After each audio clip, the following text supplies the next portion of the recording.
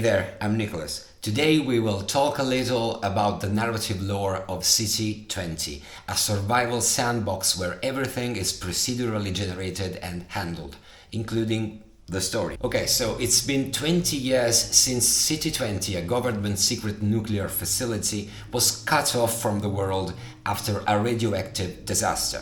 Since then, the place has gone through different stages of hell on earth. And after 20 years, the survivors managed to achieve a first delicate level of balance only you, the player, can preserve or, more likely, completely subvert.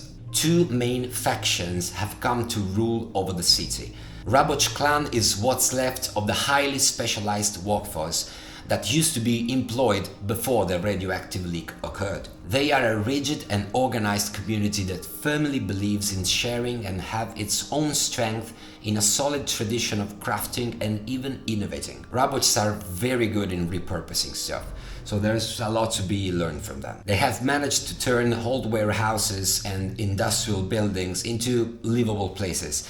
They even restored the old radio station, although there's still nothing from the outside world. Their goal seemed to be turning this ruined city into a decent enough place to live. However, they are not the most trusting fellas around, and being truly accepted by them can prove to be one hell of a challenge. Then we have the Motska clan, a long consolidated alliance between the original brains and military grunts working in the city before the disaster took place. Motskas might have a more inquisitive and exploitive plan for the city. While the soldiers provide the muscle, the scientists are free to take their experiments far beyond the moral boundaries of the old world, like the meat replicators you are now seeing on the screen. What you will see on the surface with this clan is a busy hive of extremely intelligent minds, manufacturing new drugs in the old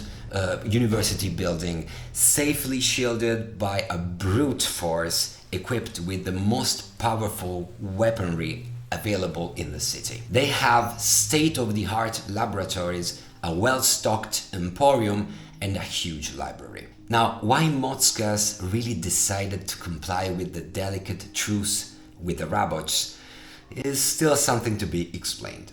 And if you feel like it, that can be part of your own story.